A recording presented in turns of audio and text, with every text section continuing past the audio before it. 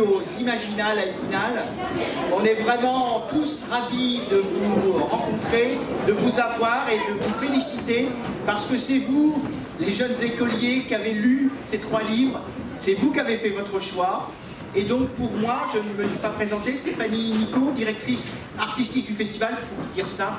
C'est moi qui choisis les thèmes des discussions, des débats, et qui propose à mes collègues professeurs des livres, et ensuite c'est eux qui font ce choix avec l'aide de Madame Moffret, conseillère pédagogique sur le secteur d'Épinal. C'est tout ce travail-là avec vos enseignants, avec les responsables de l'éducation nationale, avec la ville d'Épinal, et en particulier Elisabeth Delgemini, qui est une des adjointes responsables de la ville et qui suit ce festival qu'elle a vu dès le début lorsqu'on l'a créé à Épinal en 2002. Vous voyez, ça fait déjà 18 ans. Et on a créé progressivement des prix. D'abord les lycéens, les plus grands, puis les collégiens. Et puis on s'est dit, mais pourquoi pas aussi les écoliers? On va leur laisser le choix. On leur propose 3 livres qu'on pense bien pour eux. Et ils vont choisir, ils vont voter, ils vont élire le livre qu'ils ont préféré. Et nous, on invitera les écrivains. Et là, il s'agit d'écrivains plutôt, puisqu'il s'agit de 2 femmes. En plus, elles l'ont écrit à 2. Peut-être qu'il y aura des questions tout à l'heure pour se demander, mais comment on fait écrire un livre? Déjà seul, c'est pas évident, mais à 2, comment on fait? Peut-être qu'en classe, vous travaillez aussi en groupe parfois, et que ça vous donne une petite idée. Voilà, je ne vais pas être plus longue. On est tous et toutes ravis de vous avoir ici. On trouve ça super que vous ayez cette responsabilité pour des si jeunes élèves de choisir un livre. Et ensuite, ils ont le prix. L'éditeur met le prix Imaginal des écoliers, c'est partout en France. On voit que c'est vous qui avez donné ce prix. Et puis en plus, parce que la vie quotidienne, c'est important aussi, la ville d'Épinal leur donne un petit chèque sympathique qui montre que c'est important, un prix littéraire. Et ce petit chèque sympathique, c'est vous qui l'avez donné à nos autrices. C'est aussi des choses très concrètes qu'il fallait dire. Voilà, je ne suis pas plus long. Je vais donner la parole à Elisabeth Delgemini qui représente Michel Henrich, maire d'Épinal. Et elle va vous dire quelques mots. Ensuite, Madame Moffret, qui coordonne en liaison avec nous ce prix. Et puis évidemment, on va surtout donner beaucoup la parole aux 2 autrices qui ont écrit ce livre et qui vont parler avec vous. Merci. Bonjour à tous. Et bien, écoutez, moi je suis vraiment très intimidée et puis très émue de parler devant vous. Alors oui, je suis Elisabeth Delgemini, je suis élue à la ville d'Épinal et je voulais tout de suite vous dire combien Michel Henrich aurait été extrêmement heureux d'être aujourd'hui devant vous, pour vous souhaiter la bienvenue et puis pour vous dire merci. Merci d'être là, merci d'avoir joué le jeu de ce prix des écoliers. Alors je voudrais également bien sûr saluer les enseignants qui sont là, les directeurs d'établissement, saluer bien sûr l'éducation nationale représentée par Madame Moffret. Et puis j'ai vu aussi qu'il y avait une équipe d'étudiants de l'ESP qui est présente. Alors, bienvenue à tous, merci à tous. Simplement, vous rappelez que quand on a voulu créer, il y a maintenant 18 ans, ce Festival des Imaginales, c'est à vous les jeunes, que l'on a pensé, parce qu'on voulait que vous compreniez, que vous aimiez lire, et que le livre vous accompagne tout au long de votre vie. Et quand je vois combien vous êtes nombreux ce matin, quand je sais tout le travail que vous avez réalisé avec vos enseignants à l'école pour lire ce livre, pour choisir celui qui vous a le plus plu, et puis maintenant pour être là avec les 2 auteurs que vous avez choisis, puisqu'il y a 2 auteurs pour un même ouvrage, on ne peut être que terriblement fiers. Fiers des écoles d'Épinal qui sont présentes. Je crois qu'il y a aussi une école de Meurthe-et-Moselle et une école de la Meuse. Alors passez un très beau moment. Et puis j'espère vous retrouver peut-être sur la bulle du livre tout à l'heure. Merci encore et on est vraiment très fiers de vous.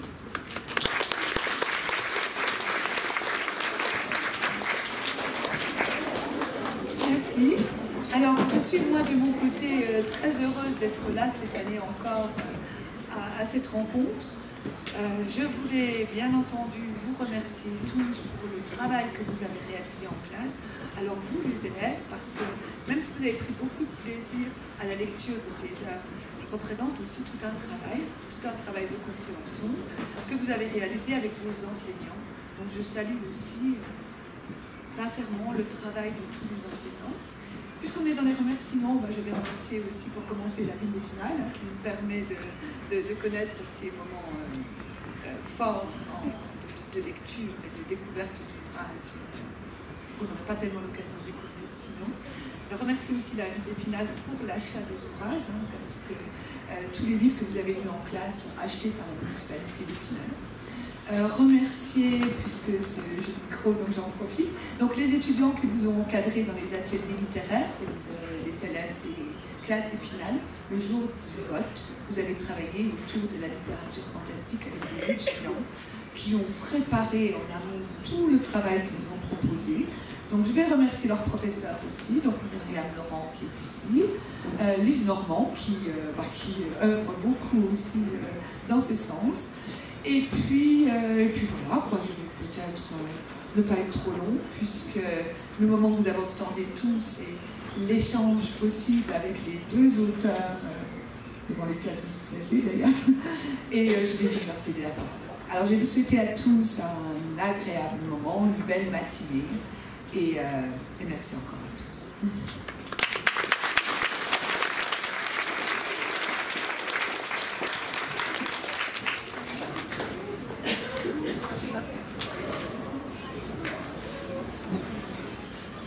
Bonjour à tous et à toutes. Donc moi je suis Isabelle. Je voulais vous faire un grand merci très particulier pour moi parce que mon vrai métier c'est maîtresse. Et aujourd'hui c'est très émouvant parce que je suis remerciée par des élèves. Et donc aujourd'hui c'est les élèves qui ont noté la maîtresse. Et voilà. Merci, merci.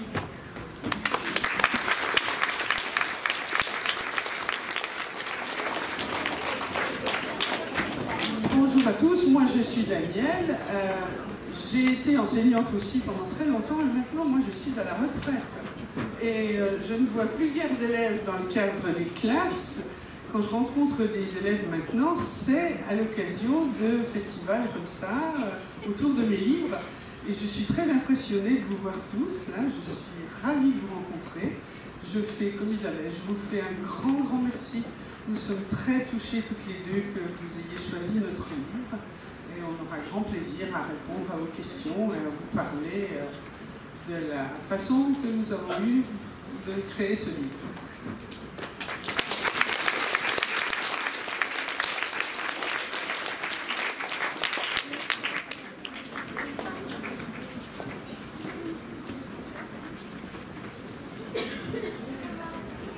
Alors, est-ce que certains d'entre vous ont des questions à poser? Je ne sais pas s'il y a un micro qui peut circuler ou si les élèves qui ont envie de parler pourront se déplacer. Y a-t-il un micro là?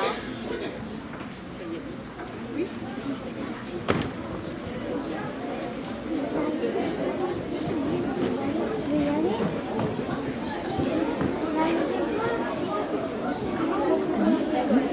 Très bien. Alors les enfants, vous êtes très nombreux à vouloir poser des questions. Alors je vous demanderai d'essayer de s'organiser. Je vais donner le micro à l'un d'entre vous puis à l'autre. Ce que je voudrais, c'est que vous écoutiez bien les questions que je vous demande. Et puis si vous avez la même question, vous pourrez baisser le doigt parce que vous aurez déjà votre réponse. D'accord? Allez.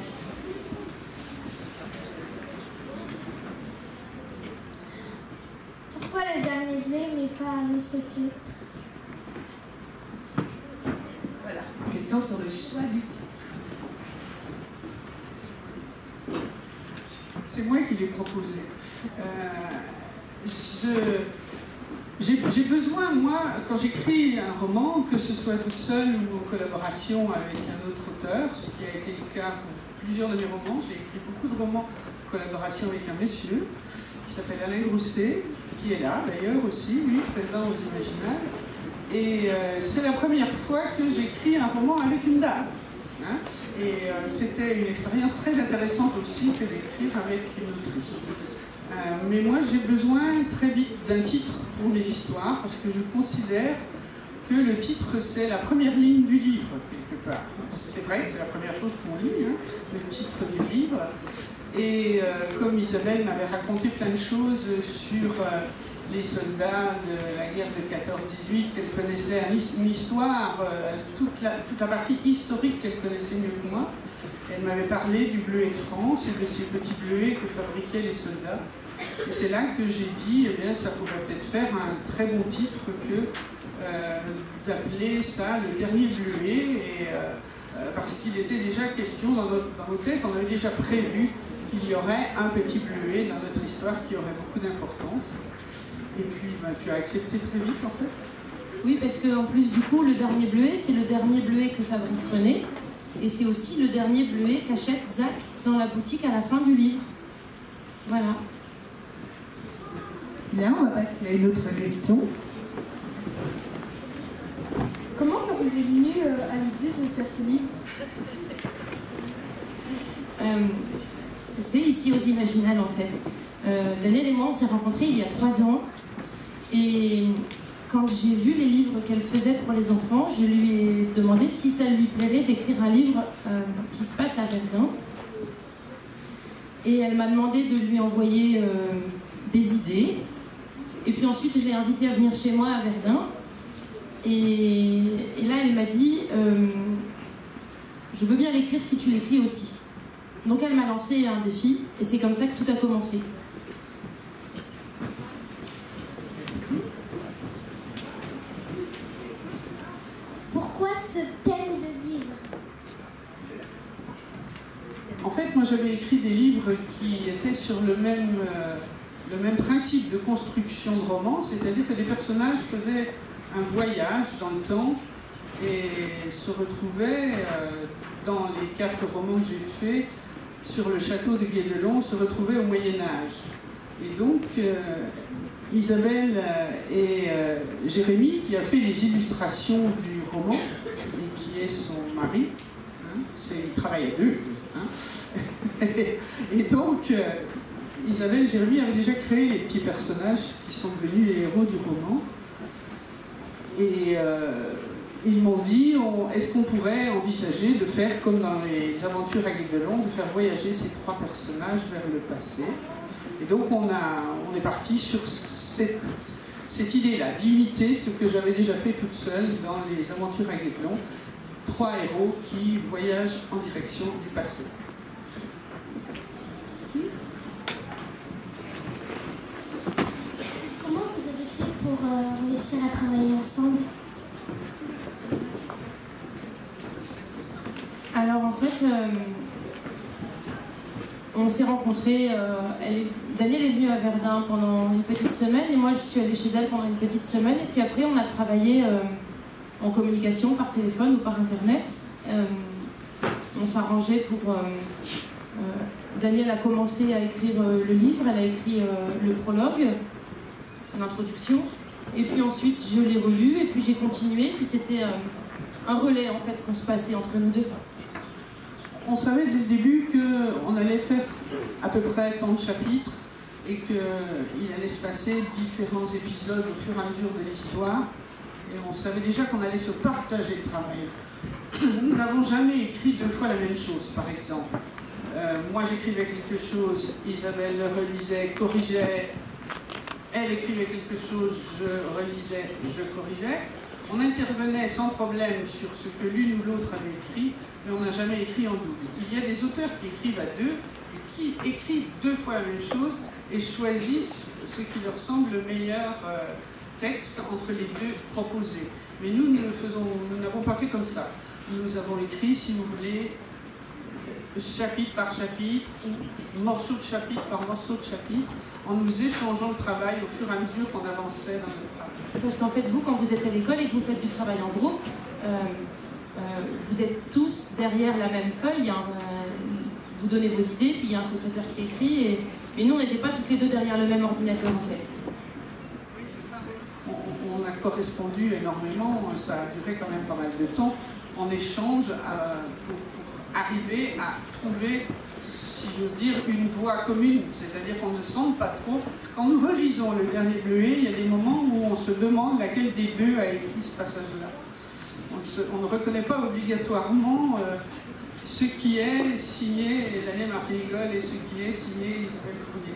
Et c'est comme ça que nous pouvons dire que nous nous sommes quelque part appropriés le travail de l'autre.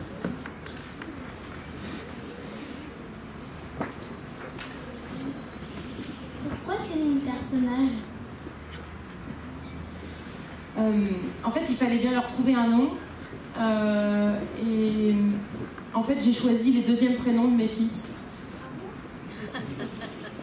qui sont d'ailleurs représentés sur la couverture. Donc, ce sont vraiment mes fils et je leur ai donné leur 2e prénom, voilà, tout bêtement. pas si vous avez remarqué, le livre est dédié à 3 personnes.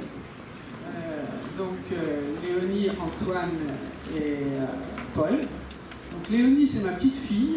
Elle est toute petite, hein. Elle n'a que bientôt 3 ans. Et Paul et Antoine sont les fils d'Isabelle, voilà. Et si vous saviez à quel point ma fille, qui est donc la maman de Léonie, est fière que le premier roman que sa mère a dédié à sa fille est un prix littéraire. Je peux vous dire que vous m'avez rendue très heureuse, mais alors vous avez rendu la maman de Léonie extrêmement heureuse aussi, parce qu'elle dit, tu te rends compte, quand Léonie va pouvoir lire, elle va lire ce livre, et d'emblée, alors, elle lira un livre qui lui a été dédié et qui a un prix littéraire remis par des jeunes lecteurs. On en est très fiers. Merci pour Léonie. Et Paul et Antoine aussi sont très ravis, d'ailleurs ils ont presque votre âge, et ça leur a fait extrêmement plaisir aussi de voir que qu'ils n'étaient pas les deux seuls à avoir lu le livre de maman, et qu'il y avait aussi beaucoup d'autres lecteurs. Pourquoi vous avez fait votre livre à 2? Parce que moi, en fait, je suis maîtresse d'école, je ne suis pas écrivaine. Et c'est Daniel qui m'a obligée à le faire. Et je l'en remercie parce qu'elle a été un très bon professeur. Moi, je ne me serais jamais lancée dans l'écriture de livres parce que je ne savais pas que je pouvais faire ça. Mais moi, je l'avais senti. Moi, j'avais compris en discutant avec Isabelle, en voyant toutes les recherches historiques qu'elle avait faites pour construire l'histoire du dernier Bleuet, et qui étaient rédigées, c'était pas simplement des notes prises comme ça, elle avait vraiment fait déjà un récit historique qui était très intéressant. Et je lui ai dit, à mon avis, ce livre, tu es parfaitement capable de l'écrire aussi. Et, elle a tout de suite dit, oh non, non, non, moi je suis pas écrivain, je ne vais pas y arriver, etc. Elle me dit, mais ça s'apprend, hein. C'est quelque chose, c'est aussi un métier. On peut aussi progresser dans l'écriture. Et je lui ai dit, je vais t'aider, je vais te montrer comment on fait. Et voilà, je suis ravie de lui passer le flambeau.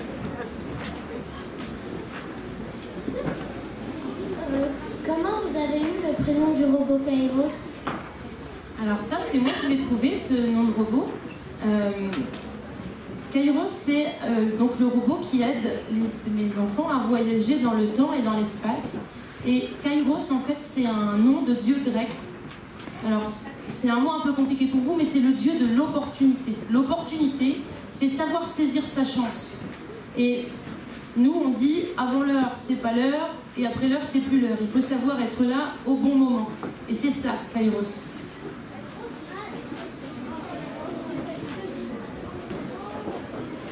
Vous avez mis combien de temps à écrire le livre? On a mis plusieurs mois, entre 9 mois et 1 année.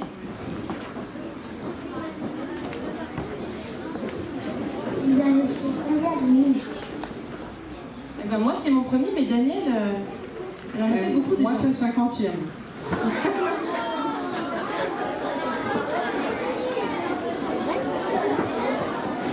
Mais ça fait longtemps, j'ai commencé il y a longtemps. Hein.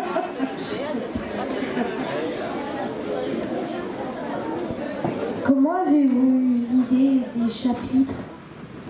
En fait, pour écrire l'histoire, moi je voulais que l'histoire puisse être vraie. Et à aucun moment, enfin, tout ce qu'on a utilisé dans le livre, ce sont des histoires vraies. Et le seul personnage qui n'est pas vrai, c'est René, c'est mon arrière-arrière-grand-père, qui a vraiment fait la guerre de 14, mais lui, il n'est pas passé à Verdun. Maintenant, on peut dire qu'il l'a fait, Verdun.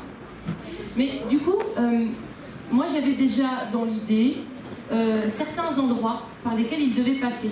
Et donc j'ai cherché dans les archives militaires quels étaient les groupes de soldats, hein, les régiments, qui étaient passés par les endroits qui m'intéressaient. Et j'ai trouvé le 165e régiment d'infanterie, qui est vraiment passé exactement par les endroits du livre. J'ai regardé donc le journal et je savais quel jour, de quelle année, à quelle heure ils étaient allés à l'ouvrage de la Falouse, ils étaient allés au village détruit de Besonvaux. Et en fait, c'est comme ça qu'on a construit les chapitres. C'est en lisant le journal de bord du 165e régiment d'infanterie.